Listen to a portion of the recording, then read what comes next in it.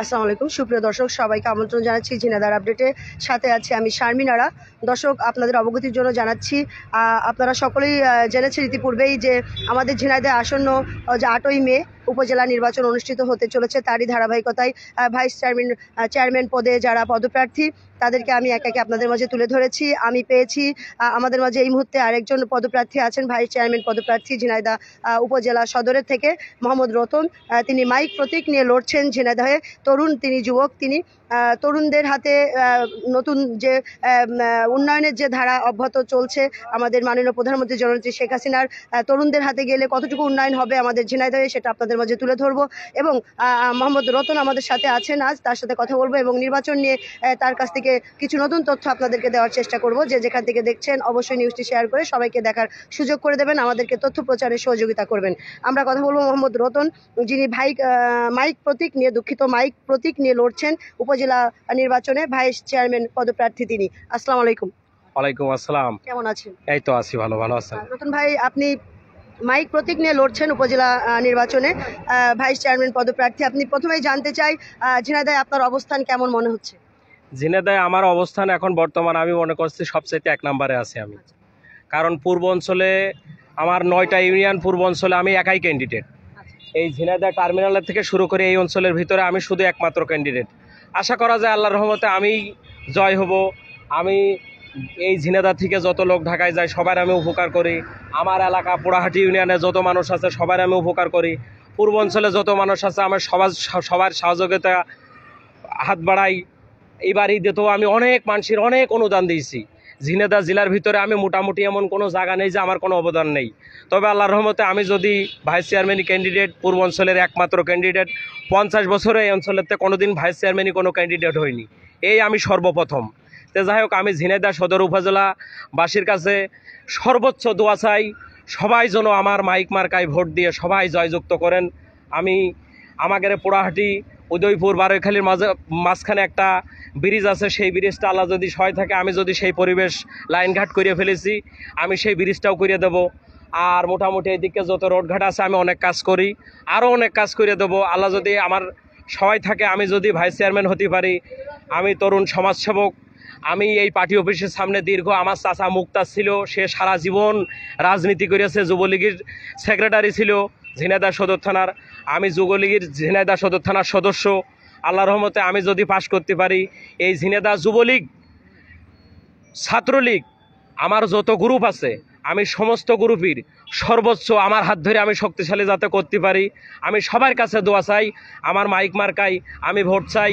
আমি মাইক মার্কা যদি জয়যুক্ত হই ঝিনাইদহ জেলায়, আমি উপজেলায় এতদিন তো সর্বোচ্চ, যাই হোক একভাবে পারে গেছে, আমি সর্বোচ্চ উন্নয়ন করার চেষ্টা করব।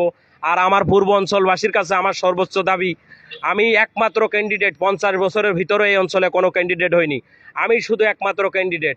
সবাই আমার ভোট দেবেন, দোয়া করি আমার মাইক মার্কাই সবাই ভোট দেবেন। আমি যাতে ঢাকার যত লোকের আমি চাকরি দিতে পারবো, ঝিনাইদহ শহরে যত লোকের উপকার করতে পারবো, আমার সমতুল্য আপনারা ক্যান্ডিডেট বাইসে আপনাদের মনের মতো যে ক্যান্ডিডেট হবে আপনারা তার ভোট দেবেন। আমার কোনো দুঃখ নেই। আমি যদি ভোট পাওয়ার যোগ্য হই আমার ভোট দেবেন, আর একজন যদি ভোট পাওয়ার যোগ্য হয় তার ভোট দেবেন। তবে ঝিনাইদহ জেলায় কার অবদান বেশি আছে, আমরা হয়তো ক্যান্ডিডেট আছি 3 জন, আপনাদের বিবেকের পারে যে ভালো হয় আপনারা তার ভোট দেবেন। আমি পূর্বাঞ্চলের একমাত্র ক্যান্ডিডেট। পূর্বাঞ্চলে 50 বছরের ভিতরেও কোনো ক্যান্ডিডেট আমার জানা মতো আজ পর্যন্ত জীবনে ভাইস চেয়ারম্যান কোনো ক্যান্ডিডেট দাঁড়ায়নি, আমি এই সর্বপ্রথম ক্যান্ডিডেট হয়েছি। আল্লাহর কাছে দোয়া করি আপনারা ঝিনাইদহ সদর উপজেলাবাসী সবাই আমার ভোট দেবেন, দোয়া করবেন আমি যেন তরুণ সমাজসেবক সর্বোচ্চ উন্নয়ন করতে পারি। এই আপনাদের ঝিনাইদহ উপজেলা 8 তারিখে আমার মাইক মার্কায় ভোট দেবেন। 8 তারিখে সকাল সকাল যে সবাই, ঝিনাইদহবাসীর কাছে আমার দাবি, 8 তারিখে সকাল সকাল যে সবাই আমার ভোট দেবেন। এই যে আমার কাকা আছে, এই যে আমার চাচা আছে, সবাই আছে, সবাই এই যে আমার ভাই ভাগার আছে, সবাই মিলে 8 তারিখে সকাল সকাল যে সবাই আমার মাইক মার্কায় ভোট দিয়ে সবাই আমার জয়যুক্ত করে দেবেন। আমরা যদি একটু জানতে চাই রতন ভাই, যে আপনি যুবক, তরুণ, আপনি প্রবীণ, তো এই যে যুবক সমাজ যে ধ্বংসের পথে চলে যাচ্ছে আমাদের ঝিনাইদহ সহ কিন্তু বিভিন্ন জায়গাতে, আমাদের ঝিনাইদহের পার্শ্ববর্তী জেলাগুলোতেও আমাদের মাননীয় প্রধানমন্ত্রী জননেত্রী শেখ হাসিনা বলেছেন মাদক মুক্ত, সন্ত্রাস মুক্ত করতে। তো আমাদের ঝিনাইদহে প্রথমে আপনি বিজয় লাভ করলে এই যে কিশোর গ্যাং বলেন, এই যে যারা মাদক পাচারকারী যারা আছে, মাদক ব্যবসায়ী যারা আছে, এদের বিরুদ্ধে আপনি কি পদক্ষেপ নেবেন? আমি যদি আল্লাহর রহমতে আমার মাইক মার্কা যদি জয় হয়, ঝিনাইদহ জেলায় কোনো নেশাখোর, কোনো মাদকখোর এরকম কোনো সেন্স কোথাও আল্লাহ যদি সয় থাকে, আমি এরকম কোনো সেন্স আমি ঝিনাইদহ সদর থানার সাথে আমার সর্বোচ্চ তাৎক্ষণিক যোগাযোগ হয়, আমি সব সময় যোগাযোগ করব। আর কোনো মাদক মুক্তি একেবারে ঝিনাইদহ জেলার ভিতরে কোথাও আল্লাহর রহমতে আমি যতদূর সাধ্য আছে আমি চেষ্টা করব মাদক মুক্তি, তরুণ সমাজসেবক সর্বোচ্চ সচ্ছল রাখার জন্যতি, সর্বোচ্চ ঝিনাইদহ শহরের সচ্ছল রাখার জন্যতি। আমু তো তরুণ, আমি তো আর বয়স্ক না, আমু তরুণ। আমার বাপ, চাচা, কাকি, মা, ঝিনাইদহ শহরে যত লোকজন আছে সবার কাছে আমি দোয়া চাই, আমার মাইক মার্কায় আমি একটা ভোট চাই। সবাই আমার মাইক মার্কায় একটা ভোট দিয়ে সবাই জয়যুক্ত করে দেবেন, আমি যাতে ঝিনাইদহ মাদক মুক্ত, নেশাখোর, চোর, ডাকাত, বদমাইশ, সন্ত্রাস মুক্ত, একেবারে নিরাময় সব কিছু ক্লিন করে জানে আমি ঝিনাইদহ শহরের একটা পরিবেশ করতে পারি। যুব সমাজের পক্ষ থেকে এই আমার জোর করে হাত জোড় দাবি, সবাই আমার একটা ভোট দেবেন মাইক মার্কায়। ধন্যবাদ, অসংখ্য ধন্যবাদ আপনাকে। দর্শক, আমরা কথা বলছিলাম মোহাম্মদ রতনের সাথে। তিনি ভাইস চেয়ারম্যান পদপ্রার্থী, মাইক মার্কা নিয়ে তিনি লড়ছেন।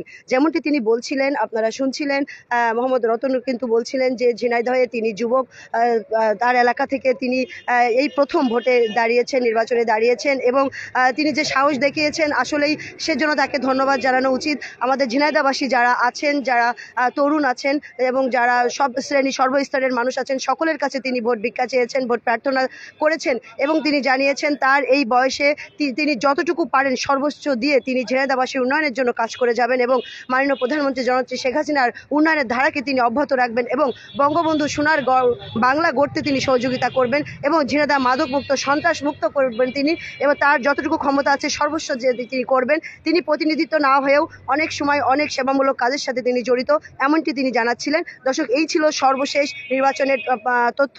পরবর্তীতে আমি আবারও যুক্ত হব অন্য কোনো নিউজ নিয়ে। সে পর্যন্ত সবাই ভালো থাকবেন, সুস্থ থাকবেন। মোহাম্মদ রতনের জন্য রইল শুভকামনা, আপনারা দোয়া করবেন তার জন্য। দর্শক, সবাই ভালো থাকবেন, সুস্থ থাকবেন, সত্যের পথে থাকবেন, সত্যের জয় হোক। এই বিলে বিদায় নিচ্ছি আমি শারমিন আরা, ঝিনাইদহ থেকে। আসসালামু আলাইকুম।